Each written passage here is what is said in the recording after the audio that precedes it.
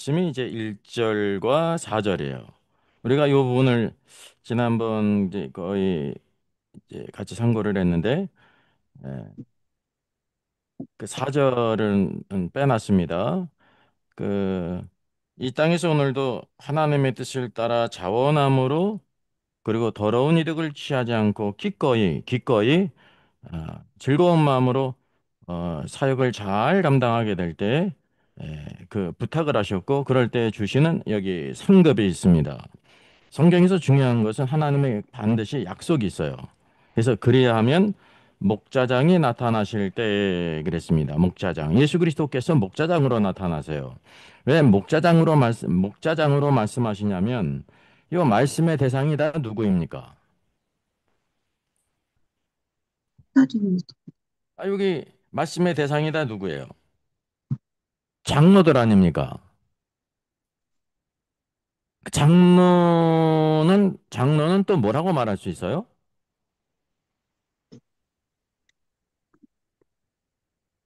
아니, 교회 장로들에게 주님께서 자기 자신을 목자장이 나타나실 때라고 말씀하고 있단 말이죠. 그럼 목자장과 장로의 관계가 어떻게 됩니까?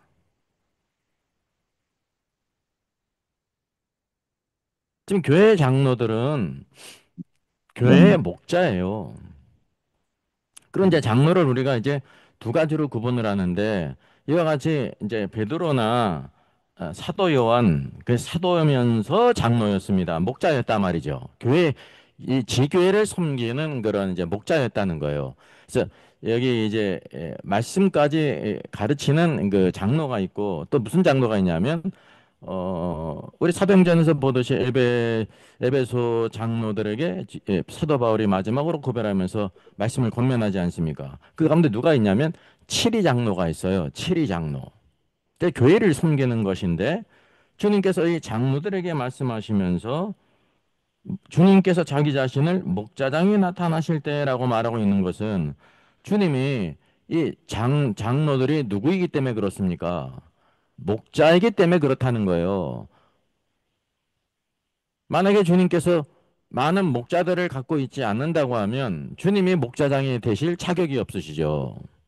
그러니까 주님의 영광은 바로 뭐냐면 많은 목자들을 갖고 있습니다. 많은 양떼가 있을 뿐만 아니라 그 양떼들을 돌보는 목자를 세웠다는 것입니다. 이게 바로 장로입니다. 감독의 위치. 그래서 요한복음에서 우리가 지난주에 살피게 될 때 요한복음에서 나타나는 아주 특별한 그 말씀이 있습니다. 그 말은 뭐냐면 내 이 사람들 이것들보다 이제 우리 개역 개정에서는 이 사람들보다 나를 더 사랑하느냐 그랬는데 그 이제 번역상에 약간 문제가 있습니다. 그게 이제 사실은 이것들보다라고 번역이 돼야 되는 거예요. 이것들. 왜냐하면 제자들이 부활하신 예수님을 만났음에도 불구하고 어디로 내려갔냐면 갈릴리 바다로 내려갔어요. 옛생활로 돌아갔어요. 옛생활로 돌아간 이유가 바로 뭐냐면 주님은 십자가에 죽으셨고 분명히 부활하셨습니다.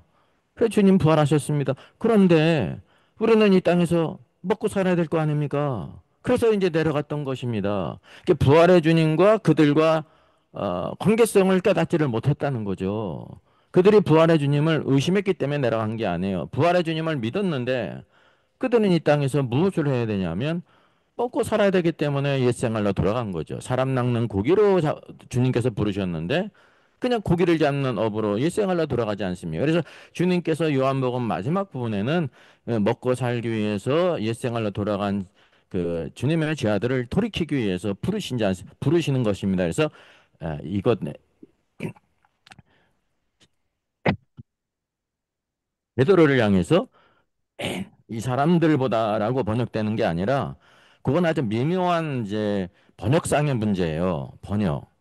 이게 이제 이 후이치라는 말이 이 선행사가 뭘 가리키는지에 대해서 많은 사람들은 그냥 이 사람들보다 그렇게 번역을 했는데 잘못된 번역입니다. 이 사람들이 될 수도 있고 이것들이 될 수 있는데 문맥상은 이것들이에요. 왜냐하면 일백쉰세 마리 그들이 밤새도록 그물을 던졌지만은 그 물고기를 하나도 잡지 못하지 않았습니까? 주님의 말씀에 순종할 때 큰 물고기만 일백쉰세 마리 잡았다면 이게 얼마나 귀한 겁니까? 그것 때문에 내려간 거거든요. 그래서 주님은 너희들 이 물고기 잡으러 내려갔는데 밤새도록 잡아도 한 마리 잡지 못했느냐?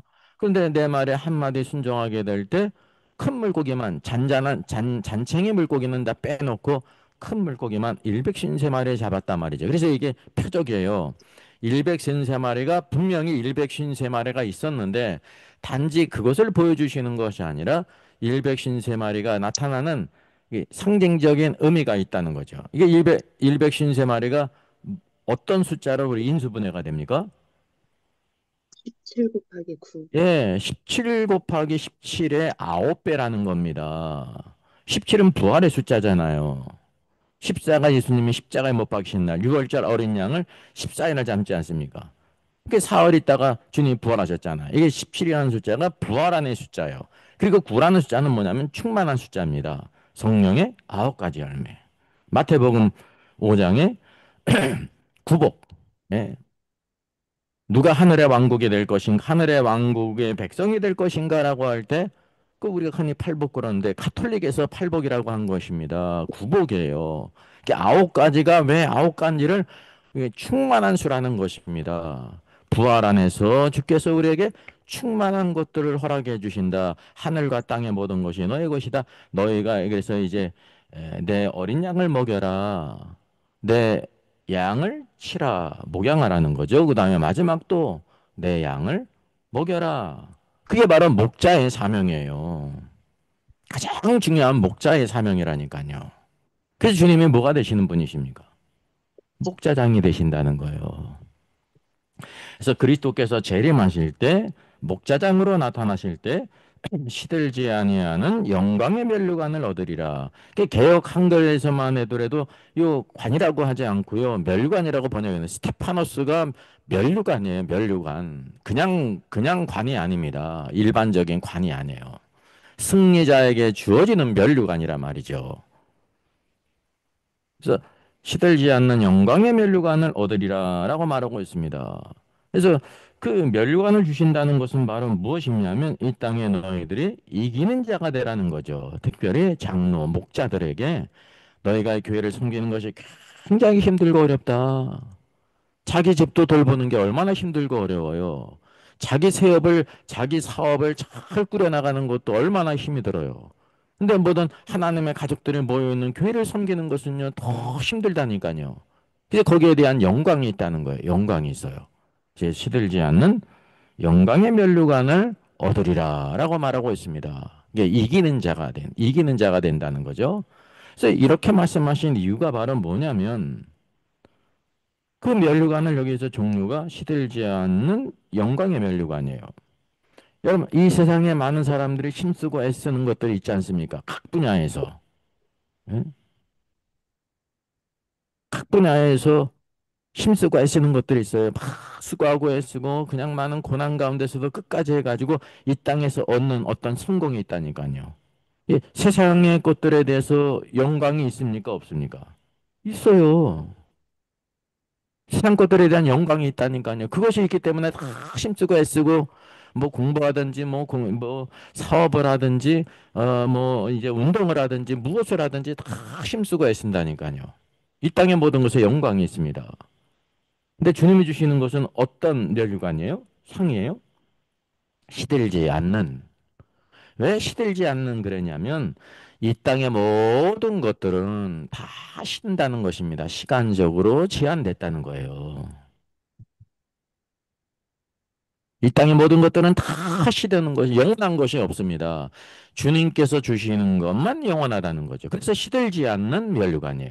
그리고 시들지 않을 뿐만이 아니라 영광의 면류관이에요. 참된 영광.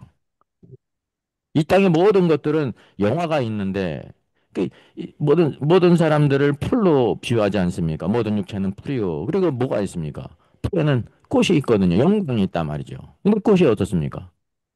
영원하질 않아요. 다 시대나 오직 하나님 말씀만이 영원하다는 거죠. 그것을 우리에게 보여주고 있습니다.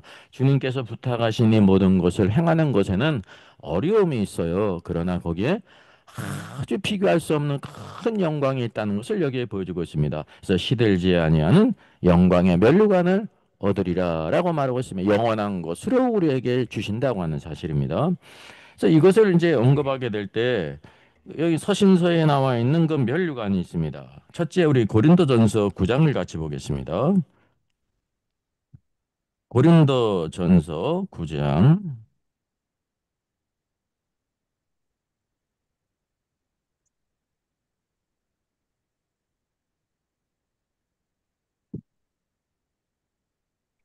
자, 9장 24절 이하입니다.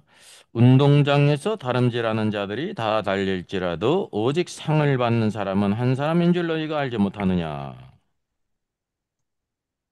이 땅에 경기장이 있잖아요. 로마도 있고 고린도에도 있고. 그래서 이 땅에서 다 운동장에서 다름질하는 그 선수들이 있는데 거기서 많은 사람이 달리지만은 상을 받는 사람은 한 사람이라는 거예요. 그래서 너희도 그랬습니다. 믿는 성도들도 상을 받도록 이와 같이 다름질하라. 세상의 것들에 대해서 상이 있다. 그 믿음의 경주에서도 너희들 성도들도 상이 있다는 거예요. 주님이 주실 상. 그래서 이와 같이 다름질하라. 그래서 베드로전서 5장의 말씀을 비긴다고 하면 이 땅의 상이 얼마나 영광스럽습니까? 근데 그거는 다 식는다는 거예요. 예? 이 땅에 있을 때 잠시 영화지 영원하지 못해요. 다음 시대로 가져갈 수가 없어요. 영원한 것으로 가져갈 수 없다는 거죠. 주님이 주시는 것만 영원하다는 것입니다. 그래서 25절 이기기를 다투는 자마다 모든 일에 절제하나니 그랬어요. 이게 뭐냐면 이 땅에서도 운동장에서 나간 모든 선수들이 이기기를 위해서 모든 것을 절제하지 않느냐. 절제해야 되는 거. 운동을 하면서 안 해야 될 것을 안 하고 해야 될 것을 아주 힘써 적극적으로 해야 된다는 것입니다. 그래서 그들은 썩을 승리자의 면류관을 얻고자 하되 그들은 이제 세상의 사람들을 가리킵니다.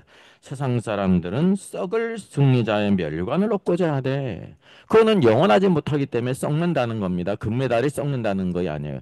그 금메달이 주님이 오실 때 아무 소용이 없다는 거예요. 이 땅에서만 그 최고의 일인자에게 주어지는 그 상금이고 영예지만은 주님께서 오실 땐 그런 것을 상관하지 않는다는 거죠. 그리스도 예수 안에서 너희들이 구원을 받았느냐? 그래서 구원받았다고 하면 우리에게 주신 그 달란트를 따라서 문화를 따라서 얼마나 충성되게 그것을 잘 감당했느냐에 대해서 영원한 상을 주신다고 하는 사실이죠. 그래서 우리는 썩지 아니할 것을 얻고자 하노라 그랬습니다. 세상의 모든 것은 다 썩어질 것이라는 것입니다. 이것을 우리가 반드시 깨달아야 돼요. 세상의 모든 것들 우리가 힘써 일하는데 엿새 동안 힘써 일해요. 열심히 일을 해야 돼요. 그래야 오늘도 우리의 모든 필요를 채우시면서 또한 그것을 통해서 우리에게 영적으로 우리에게 훈련이 되는 것입니다. 이스라엘 백성들을 광야 40년 동안 인도하신 이유가 바로 뭡니까? 신명기 성경을 보게 되니까 하나님을 경외하나 경외하지 않느냐.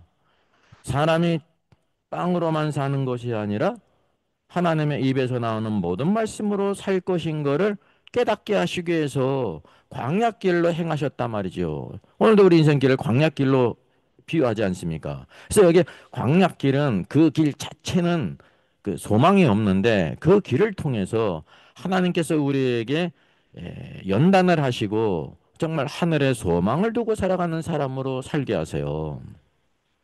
그래서 세상의 모든 것은 다 썩을 것인데 우리는 너희는 성도들은 썩지 않을 것을 얻고자 한다. 그래서 나는 사도 바울은 다름질하기를 향방이 없는 것 같이 아니하며 그래서 방향을 바로 잡았다는 것입니다. 그래서 싸우기를 허공을 치는 것 같지 아니하고 내 몸을 쳐 복종케 했다는 겁니다. 사도 바울과 같은 사람도 자기 자신을 막 쳐서 복종시켜야 그리스도를 온전히 따라가고 자기를 절제하고 오늘 달리는 그 길을 달려갈 수 있다는 것입니다. 그런 이유가 내가 남에게 전파한 후에 자신이 도리어 버림을 당할까 두려움이라. 자신이 누구입니까? 사도 바울.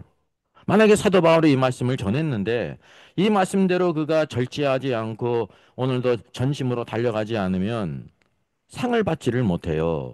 여기 우리가 생각할 때 상을 받지 못할까 두려움이라 그래야 되는데 그러지 않고 그 반대로 썼잖아요. 상을 받지 못한다는 것은 우리 생각에 단지 그냥 상이 없는 걸로 끝나는 거라고 자꾸만 생각한단 말이죠. 예? 이기는 자가 되지 못하면 이기는 자가 되지 못한 걸로 끝나는 게 아닙니다. 그게 뭐냐면 도리어 버림을 당할까 두려움이라 그랬습니다. 버림을 당하는 게 바로 무엇입니까? 징계가 있다는 거예요. 바깥 어두운 곳에 던져서 천년 동안 징계를 받는다는 거. 이게 버림입니다, 이것은. 이 버림을 당한다는 것이 영원한 멸망을 가리키는 것이 아닙니다. 잠시 천년왕국 시대에 그들이 이제 하나님의 징계를 받는 거죠. 하나님의 자녀이기 때문에 사상자가 아니기 때문에 이게 그들을 온전하기 위해서 하나님께서 징계하신다는 것을 이제 여기에서 보여주고 있단 말이죠. 또 디모데후서 4장 8절에서도 뭐를 언급하고 있습니까? 예, 대표적인 말씀이기 때문에 우리 또 한번 찾아보겠습니다. 디모데후서 4장 8절이죠. 디모데후서는 이제 그 사도 바울이 순교를 앞에 두고 쓴 마지막 편지예요. 그래서 4장 8절 너무나도 유명하죠. 4장 7절 나는 선한 싸움을 싸우고 나의 달려갈 길을 마치고 믿음을 지켰으니 이제부로는 나를 위하여 의의 면류관이 입혔습니다. 여러분 여기 의의 면류관이라고 그랬잖아요. 아까 베드로전서나 고린도전서에는 뭐로 번역이 됐어요?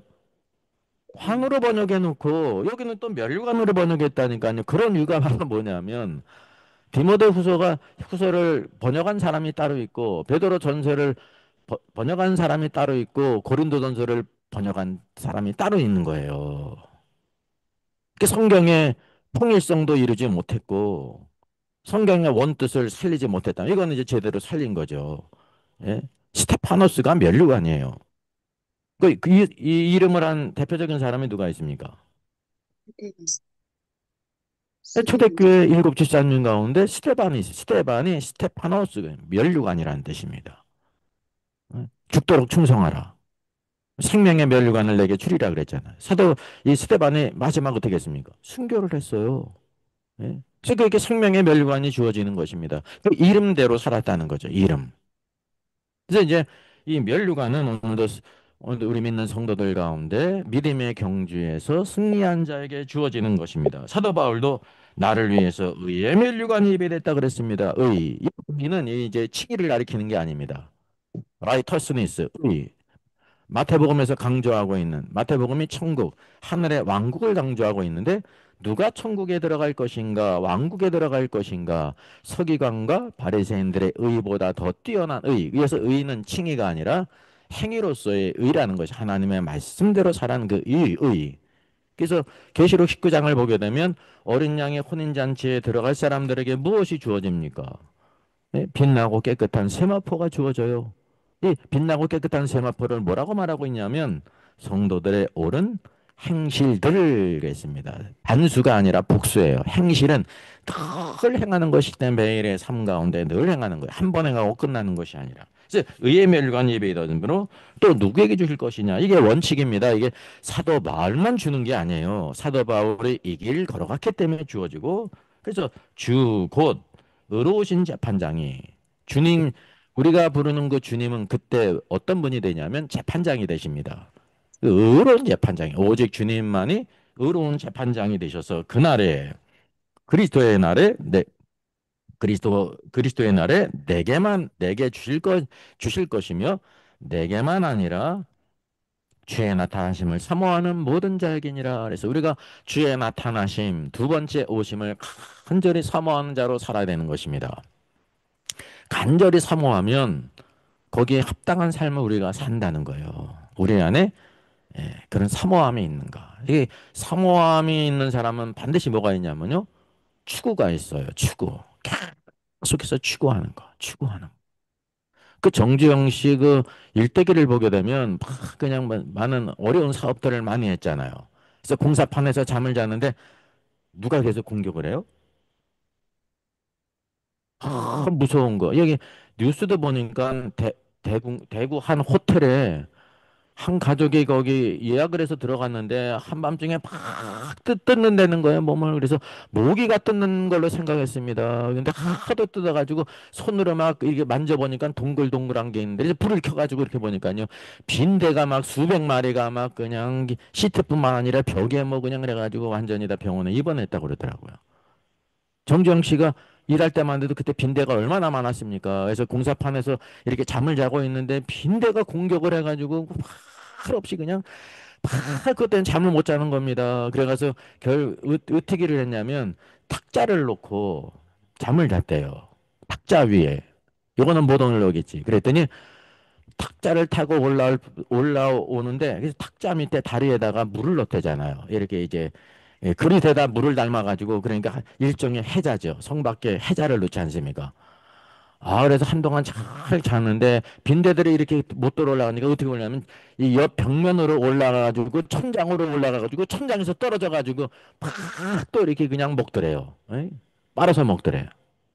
그래서 그거를 그렇게 빈대를 막으면서 뭐를 생각했냐면 아, 빈대들이 사람의 피를 빨아먹으려고 그냥 별짓을 다 한다는 걸 알았다는 겁니다. 그래서 빈대 붙지 마라는 거는 아주 상상 이상의 그냥 죽을 때까지 쫓아다니는 걸 의미하지 않습니까? 이게 세상에서도 이제 그런 일이 있거든요. 빈대가. 근데 여기 말은 뭐냐면 사도 바울은 무엇 때문에 끝까지 추구했냐면 하늘의 상을 위해서. 예.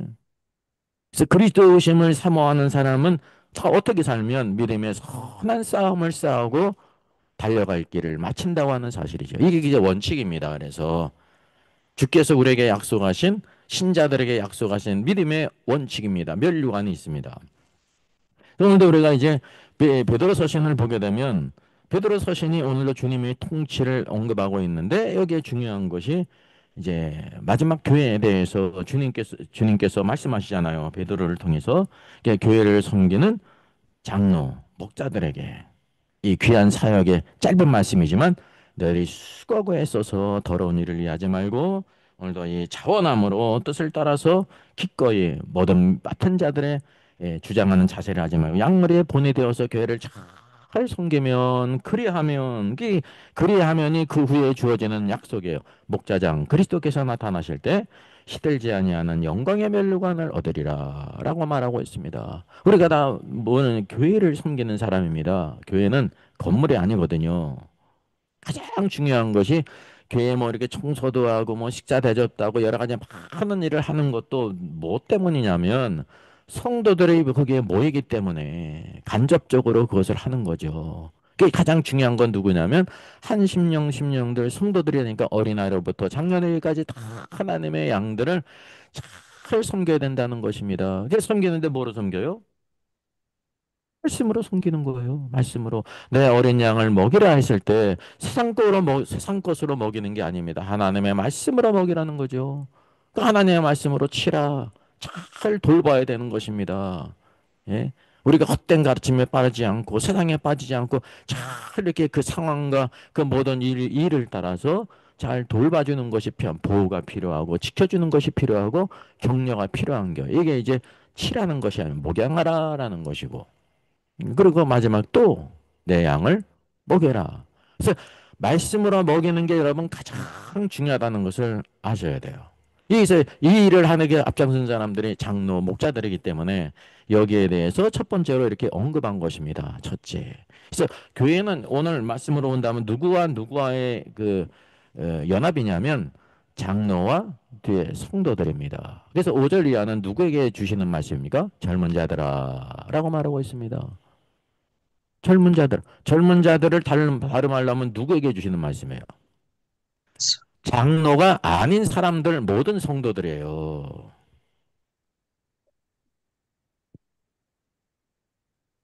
장로라는 것은 육신적으로 내가 있을 뿐만 아니라 더 중요한 것은 뭐냐면 영적으로 그들이 말씀을 경험해봤기 때문에 장로에 위치해 있다는 것입니다. 세상에서도 다 뭐가 있어요? 아메리카 원주민이든지 아프리카 가든지 다 가면 뭐가 있어요? 장로들이 있죠, 장로들이. 어떤 집단이든지 거기를 이끌어가는 장로가 있습니다. 그래서 교회 안에 장로가 있고 어디에도 장로가 있어요. 천사들 가운데 장로가 있잖아요.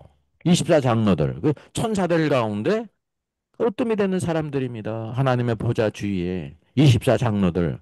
장로라고 해서 그 사람의 장로가 아니에요. 종족별로 다 이제 장로가 있단 말이죠. 사람 가운데 장로가 있고 불신자도 장로가 있고 신자 가운데 장로가 있고 또 누구도 장로가 있어요? 천사들 가운데 장로가 있는 것입니다. 으뜸이 되는 사람, 먼저 났을 뿐만이 아니라 뛰어난 무엇을 가졌단 말이죠. 부모가 왜 부모입니까?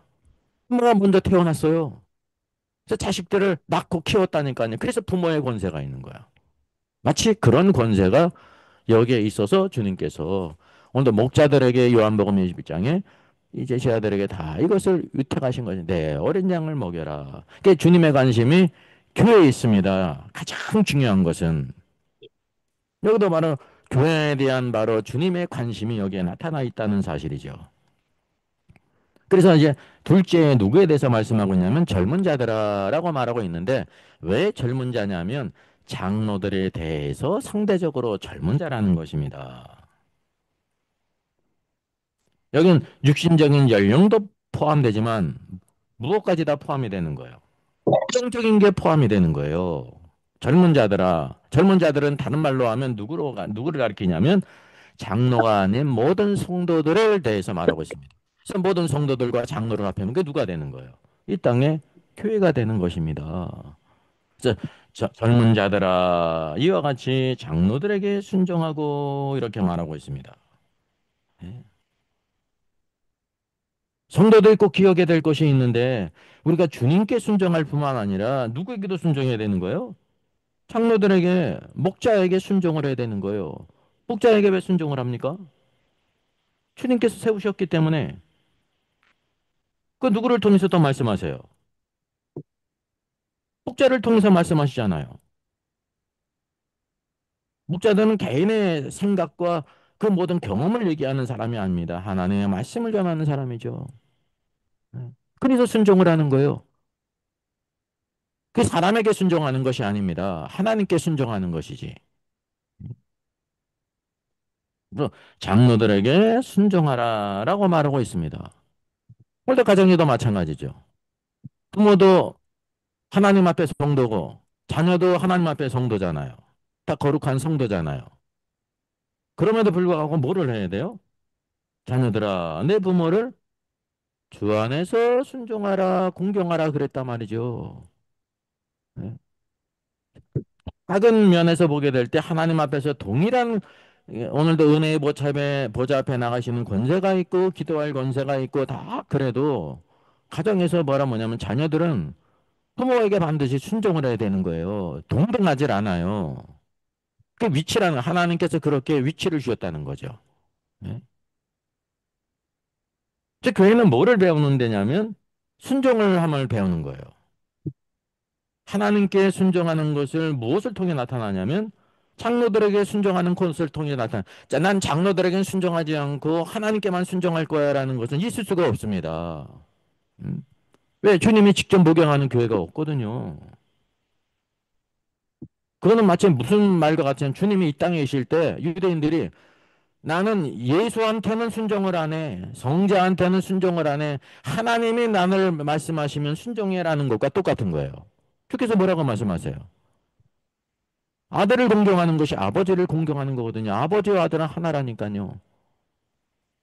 주님께서 제 아들을 내보내시면서 뭐라고 말하고 있습니까? 너희를 영접하면 나를 영접하는 것이고 너희를 거부하는 것은 나를 거부하는 것이다. 발에 먼지를 떨어버리라 그랬잖아요. 이게 동일시의 원칙이 있습니다. 누구도 직접 예수님을 거부한 자가 없습니다. 주님이 직접 말씀하시지를 않으니까. 오늘도 믿는 성도들을 통해서 예수 그리스도를 증거하지 않습니까? 우리가 예수의 증인이 돼가지고 예수 그리스도가 우리의 구주이십니다. 우리 죄를 위해 죽으신 분이십니다. 하나님의 아들이십니다. 증거할 때 우리를 영접해야 주님을 영접하는 거거든요. 이런 모든 일련의 관계가 그 가운데 나타나 있는 거예요. 음? 여러분이 복음 들고 이웃에게 나가게 될 때 여러분을 대적하면 주님을 대적하는 게 되는 거예요. 여러분을 순종하면 주의 이름으로 나갔기 때문에 주님을 순종하고 주님을 영접하는 거라니까요. 이게 이런 관계가 여러분 계속된다는 것을 알아야 합니다. 그리고 또 우리가 또 생각해야 될 것은 뭐냐면 그러면 젊은 자들 성도들은 장로에게 목자에게 순종을 하는데 그러면 목자는 누구에게 순종합니까? 목자장 교회의 머리가 되시고 직접적으로 그들을 목자로 세우신 목자장에게 순종해야 되는 것입니다. 만약에 교회의 목자들이 주님께 순종하지 않고 주님께 순종하지 않는다고 하면 뭐가 없어지는 거예요, 자연히. 권위가 없어지는 거예요. 그걸 다 아는 거예요. 말씀대로 안 살면서 예? 하나님 말씀을 전한다 말이에요. 권위가 있어요, 없어요? 없죠. 그 스스로 권위를 허무는 것이다 말이에요. 그래서 우리가 항상 우리의 머리가 예수 그리스도인 것을 다른 사람을 통해서 이와 같이 나타난다는 것을 꼭 기억해야 됩니다. 그래서 장로들에게 첫 번째 순종하라라고 말하고 있습니다. 둘째, 다 서로 겸손으로 허리를 동이라 그랬어요. 예. 그럼 그럼에도 불구하고 또 두 번째는 뭐냐면 다 그랬어요. 다가 누구를 가리킬까요? 이렇게 잘못 보게 되면 젊은 자들 성도들은 다 허리를 겸손으로 허리를 동여야 된다라고 생각할 수가 있습니다. 맞아요. 근데 여기 다라는 것은 누구까지 포함되냐면 장로들까지 포함이 되는 거예요. 모든 자들은 다 겸손으로 허리를 동여라 그랬습니다. 겸손으로 허리를 동여야 돼요. 왜? 누가 있기 때문에 목자장이신 교회의 머리가 되신 그리스도가 계시거든요. 누구도 교만할 수가 없어요. 겸손해야 된다는 거죠. 그래서 허리를 동이라는 것은 섬기는 사람의 자세입니다. 허리를 동이고 숨겨야 된다는 것입니다. 모두 다 섬기는 자라. 예. 섬김을 받는 사람이 아니에요. 섬기는 자지. 그래서 겸손하지 않으면 섬길 수가 없습니다. 예. 너희 중에 높아지고 하는 자, 지고자 하는 자는 어떻게 되라 했습니까? 섬기는 자가 되라 그랬지 않습니까? 그냥 주님의 오른쪽에 왼쪽에 앉으려고 그냥 분투하는 제자들에게 주님께서 말씀하시잖아요. 세상과 같지 않다. 네. 세상과 달리 섬기는 자가 된다. 그래서 이게 섬김의 리더십이에요. 교회는 섬기면 섬길수록 그것이 그 믿음의 권세가 있다는 거예요. 다 하나님에게도 그렇고 다른 사람에게도 교회에서 하나도 섬기지 않으면서 높은 죄에 있어가지고 입으로만 하는 사람이 권위가 있어요, 없어요? 없지. 그래서 우리가 모든 것은 다 어디로부터 오냐면 주님과의 관계에서 권위가 여러분 나오는 것입니다. 나의 참된 권세는 주님과의 관계를 통해서 나타나는데 교회에서 어떻게 섬기느냐. 그래서 우리가 항상 모든 그 기도회나 예배나 모든 모임에 우리가 다 힘써 모이고 그게 나를 위한 거거든요. 그리고 한편으로 그것이 교회를 세우는 거예요. 그게 또 주님이 기뻐하시는 것이고 그것이 우리에게 영적으로 여러분 권세가 된다는 것을 아셔야 되는 것입니다. 그 권세는 누가 주는 게 아닙니다. 어떤 면에서 자기 스스로 행하는 것이지. 자기 스스로. 그래서 다 서로 겸손으로 허리를 동이라 그랬습니다. 그리고 그러해야 될 까닭을 여기 말씀하고 있습니다. 첫째, 하나님은 교만한 자를 데려가시기 때문이라는 겁니다.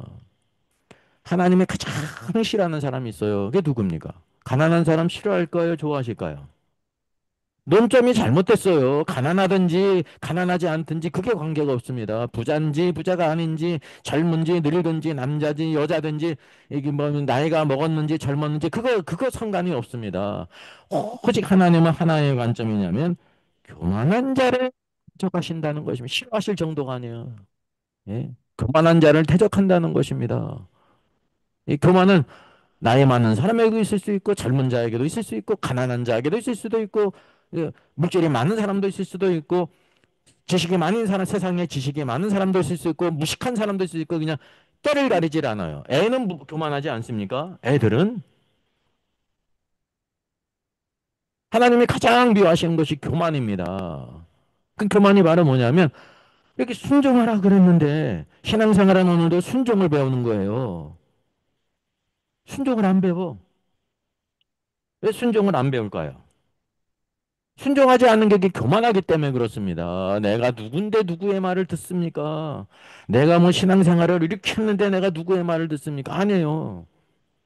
하나님의 권세는 어린아이가 말해도 권세가 있는 거예요. 사람은 어린아이가 말했기 때문에 그냥 무시할 수 있죠. 사람의 예로 말한다고 하면.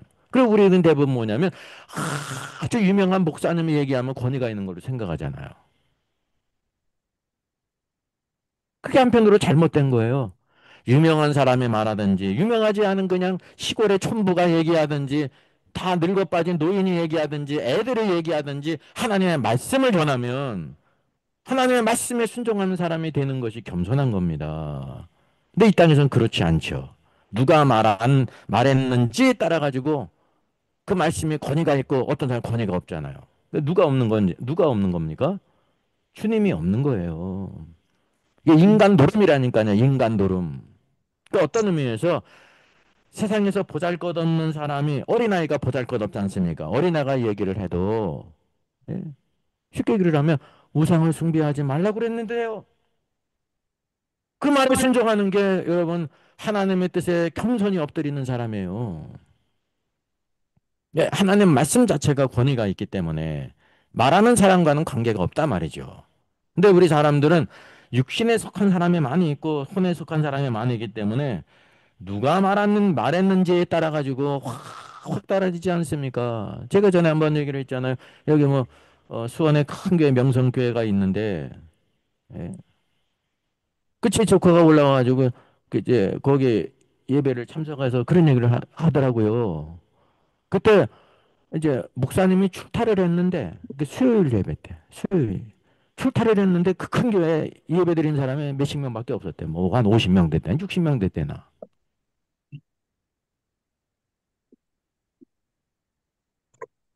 근데 목사님이 설교를 하면요 저녁 예배 때 몇백 명이 모여요.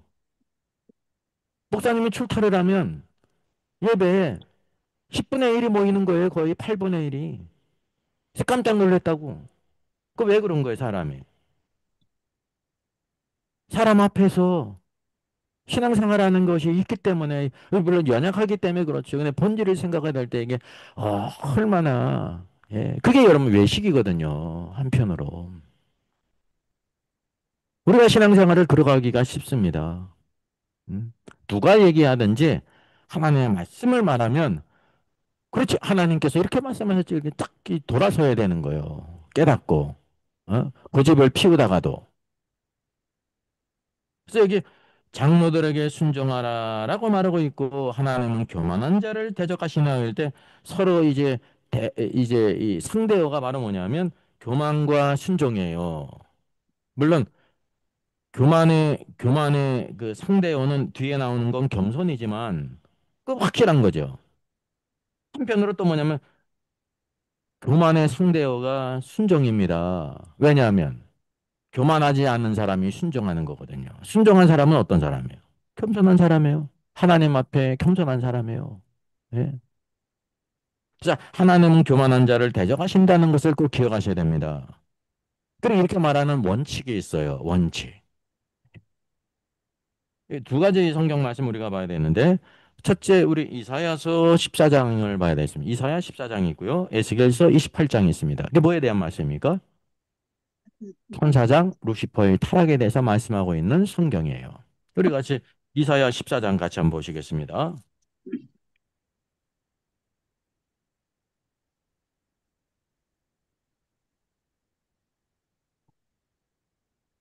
이사야 14장 12절을 보게 되면 아침의 아들 계명성이요 라고 말하고 있습니다. 아침의 아들 계명성이요 새벽별이요 그랬습니다. 이게 루시퍼에 대한 거예요. 빛의 아들 루시퍼.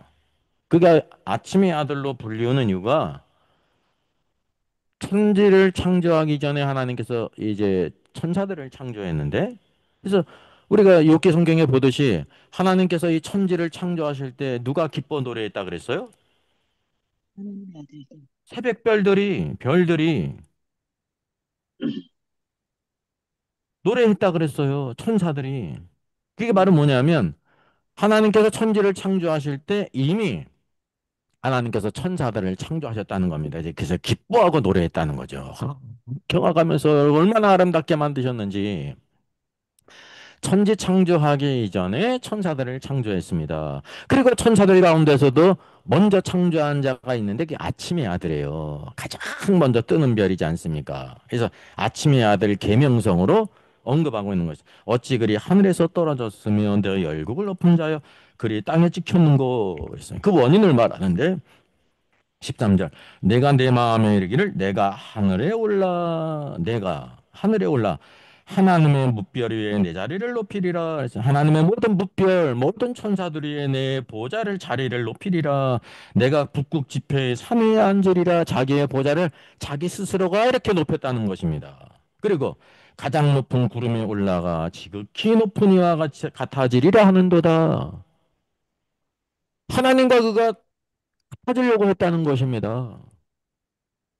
그러나 이제 내가 쏠고 구덩이 맨 밑에 떨어짐을 당하리로다. 그래서 이게 뭐냐면 이게 이제 하나님의 판결입니다. 교만했기 때문에 그가 결국 어디에 떨어진다는 거예요? 수월이 음부예요. 구덩이 맨 밑이 바로 어딥니까? 서울 가운데 구덩이 맨 밑이 어딥니까? 그게 무적행이거든요. 가장 깊은 곳이 무적행에 떨어질 것을 여기에 말하고 있습니다. 이렇게 타락하게 될 때 첫 번째 하나님께서 어떻게 처리하셨냐면 하늘에서 내어 쫓겨 셋째 하늘에서 내어 쫓겼습니다. 셋째 하늘에서 내어 쫓겨서 어디로 내려갔어요? 둘째 하늘이에요. 둘째 하늘. 둘째 하늘은 어디를 이제 통치하는 곳이냐면 이 땅을 통치하는 곳입니다. 이 땅을. 예? 그래서 계시록 14, 12장을 보게 되면 이제 이기는 자들 12장에 여자가 낳은 남자아기가 휴거된 다음에 이기는 자들이 휴거된 다음에 하늘의 전쟁이 있잖아요. 그 하늘의 전쟁은 어디의 전쟁을 가리키냐면 오늘도 이 지금의 이 하늘 스카이를 가리키는 것입니다. 이 땅을 지배하고 있는 다니엘서에 말씀하고 있는 것처럼 오늘도 가브리엘이 하나님의 응답을 가져오게 될 때 누가 막았다 그랬어요? 바사 국군, 페르시아를 다스리고 있는 군대. 그 땅의 군대를 가리키는 게 아니야. 하늘의 군대, 악한 영들을 가리키는 거죠. 내가 기도했기 때문에 싸우고 내가 응답했다 말하고 있습니다. 오늘도 온 땅을 이렇게 다스리는 악한 영들이 있다는 것입니다. 이게 영적인 세계의 일들이거든요. 그래서 이제 이 루시퍼가 타락하게 될 때 천사들의 3분의 1이 타락했는데 셋째 하늘에서 내어 쫓겨가지고 어디에 있냐면 지금 하늘의 권세를 공중 권세를 잡고 있어요. 에베소 2장에 있는 것처럼 공중 권세를 잡아 우리가 따랐다고 말씀하고 있습니다. 공중 권세를 잡았다는 것은 이 땅을 지금 통치하고 있다는 거예요. 그래서 세상 임금이라고 예수님께서 말씀하시지 않습니까? 이제 이것을 이렇게 두신 이유가 바로 뭐냐? 언제 또 그것이 이루어지냐면 계시록 12장에 이기는 자들이 휴거되게 될 때 하늘의 전쟁이 있어요. 하늘의 전쟁이 있게 될 때 하늘에서 이제 이 마귀가 어디로 내어 쫓기냐면 이 땅으로 내어 쫓깁니다. 그래서 그때부터가 대환란입니다. 계시록 13장, 14장에 이게 대환란이지 않습니까? 짐승이 나오고 14장 이제 처음 익은 열매로부터 쭉 마지막 이제 진노의 포도주틀을 밟는 것까지 쭉 언급하고 있지 않습니까? 예? 얘는 마귀가 이 땅에 내어 쫓겼어요. 자기의 날이 얼마 남지 않은 것을 안다 말이죠. 그래서 자기를 위해서 일하는 적그리스도 짐승을 세우지 않습니까? 권세를 줘서. 또 그를 위해서 일하는 거짓 선지자가 있어요. 다른 짐승.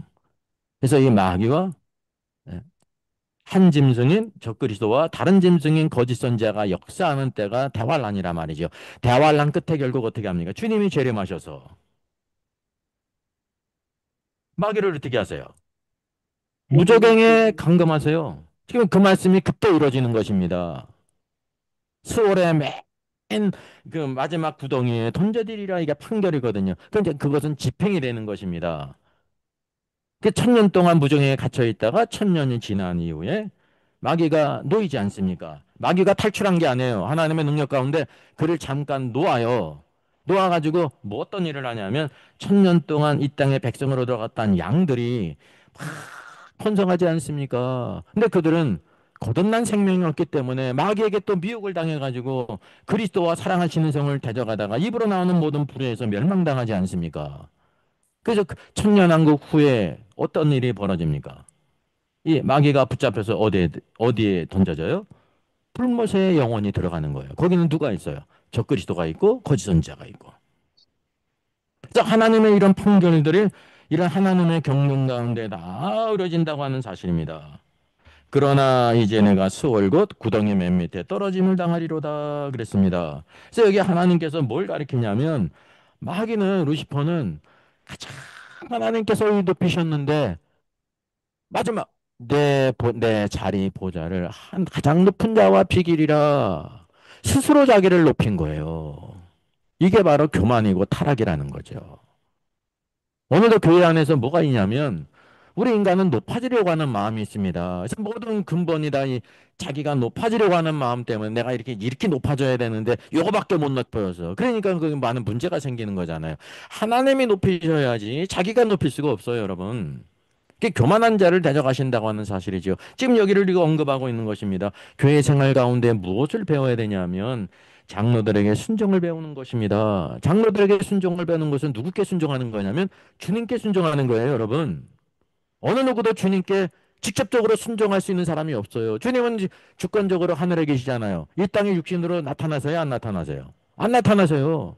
육신으로 나타난다고 하는 말은 거짓이에요. 이단적인 거라니까요. 어떤 사람 모습으로도 주님은 나타나지 않으세요. 오직 이 땅에 오늘도 하나님의 백성을 통해서 사도들을 행하신 것처럼 주님의 말씀을 증거하게 될 때 그들을 돌보고 그들을 영접하는 것이 주님을 영접하는 것이 되는 거라니까요. 지금 성령 시대에 성령 시대에. 네. 그래서 장로들에게 순종하는 게 왜 중요하냐 하면 주님께서 그렇게 세우셨고 그게 바로 주님께 순종하는 거거든요. 근데 사람이 믿음이 없으면 사람만 보이고 주님은 안 보이지 않습니까? 그래서 장로들에게 순종하지 않는 것은 뭐냐면 교만하기 때문인데 하나님은 교만한 자를 대적하신다 그랬습니다. 그래서 교만하게 되는 것은 누구를 따라가는 길이냐면 사탄을 따라가는 길이에요. 사탄. 그래서 대부분 교만한 사람이 어떤 사람입니까? 사탄이 지금 여기 이제 에스겔서 28장에도 그 모든 내용을 우리에게 보여주고 있습니다. 마지막으로 한번 찾아보겠습니다. 에스겔서 28장,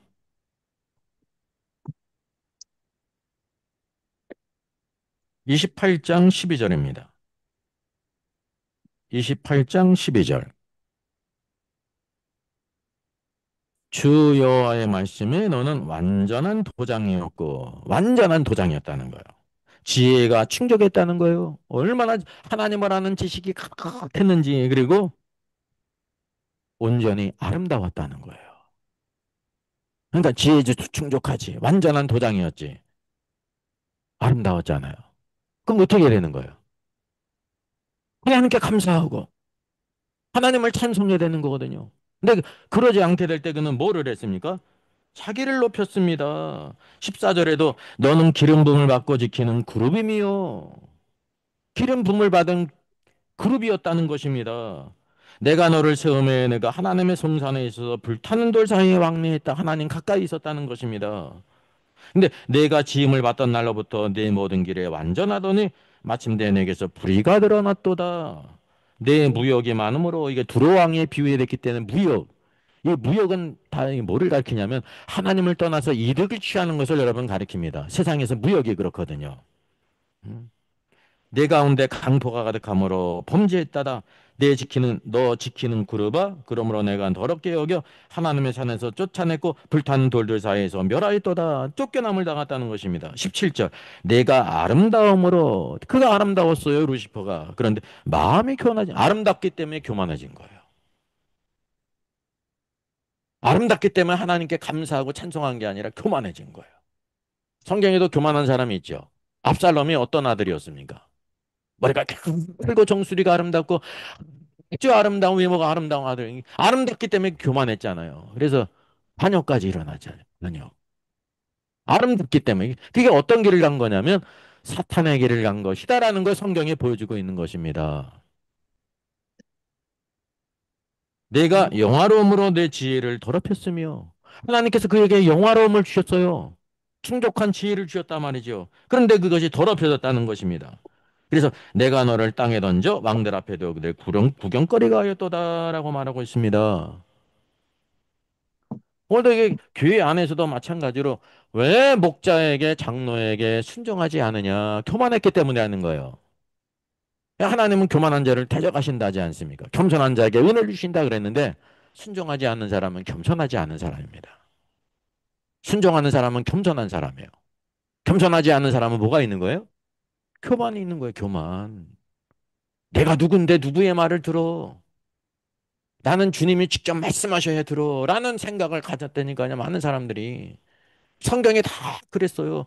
모세가 나한테 말을 해. 하나님이 나한테 말씀하셔야지. 그 모세를 대적하는 거예요. 같은 사람이 얘기하는, 똑같은 사람인데 다르요. 주님의 위임이 있다니까, 위임이. 주님이 세우신.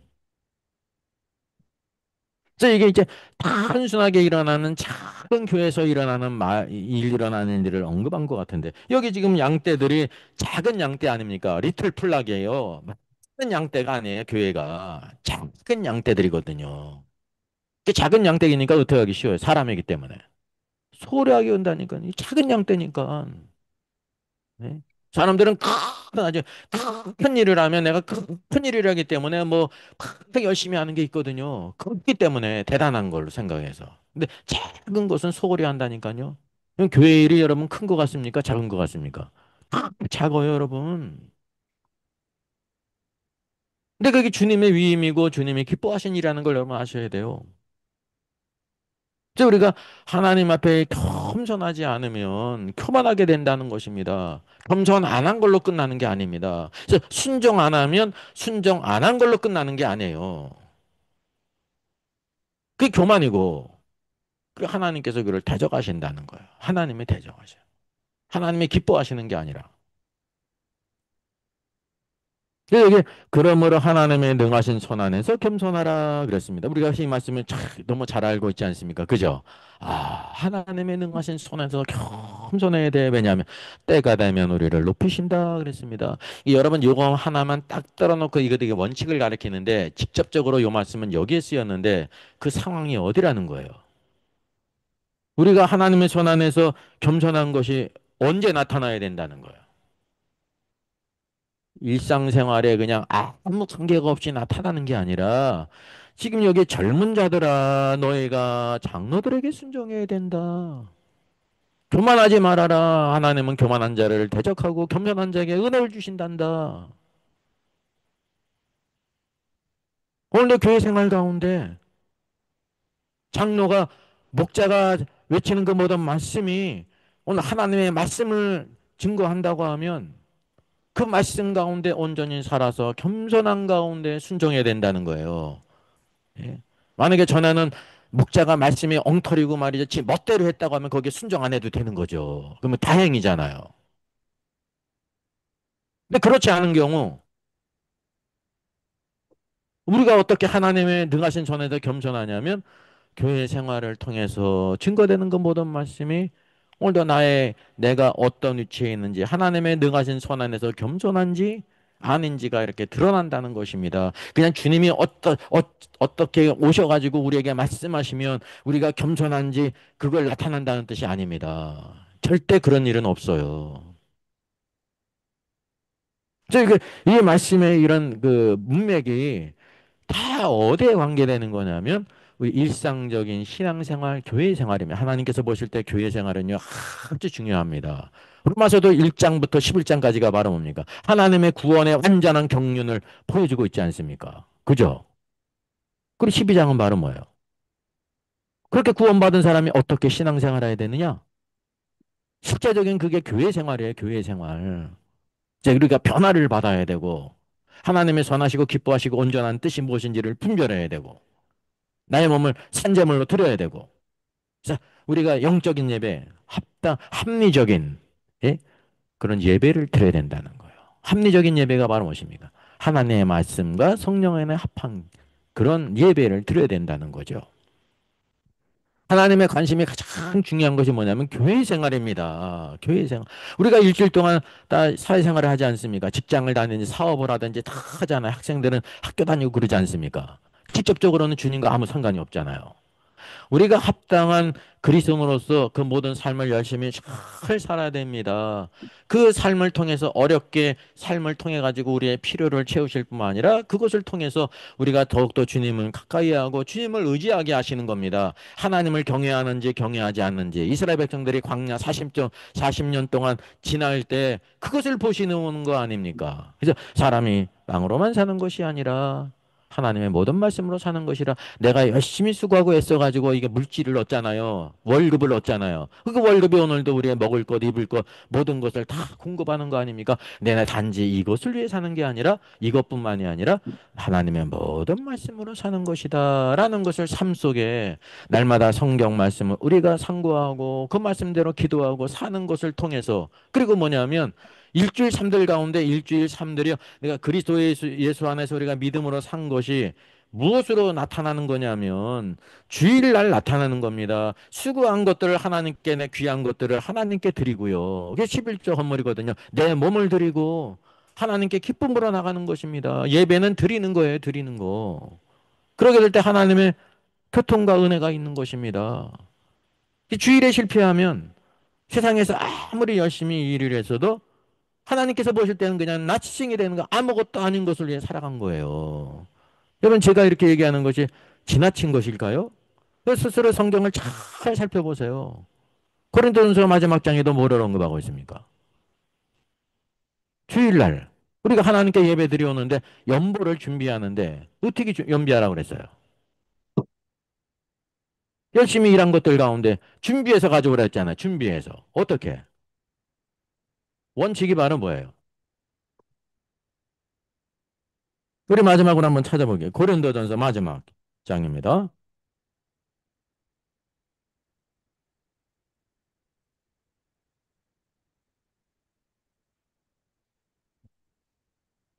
그 16장을 보게 되면 성도를 위하는 연보에 관한 내가 갈라디아 교회들에게 명함같이 너희도 그렇게 하라.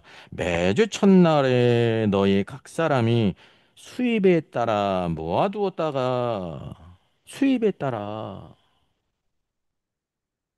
우리가 수입이 다 다르잖아요. 수입에 따라 너희가 마음에 정한 대로 형편을 따라 청성껏 믿음으로 준비해서 하나님께 드려라. 그게 예배예요. 예배는 기도도 있고 헌금도 있고 예? 찬송도 있고 기도도 있고 말씀도 있고 그러는 거예요. 거기서 하나가 빠지면 예배가 아닌 게 되는 거예요. 예배는 종합예술이라니까 쉽게 오케스트라처럼. 그리고 일주일 동안 내가 산 모든 것의 결산입니다. 아, 주님 내가 일주일 동안 세상에서 살았는데 외적으로는 세상에 살았잖아요. 그리스도 안에서 내가 열심히 이렇게 수고를 했습니다. 내가 이거 산 게 먹고 살기 위해서 산 것뿐만이 아니라 내가 하나님 앞에서 합당한 사람으로 살기 위해서 이렇게 내 모든 필요를 채우시고 또 내가 하나님께 구별돼 이렇게 드립니다. 수입을 따라 이렇게 수입을 따라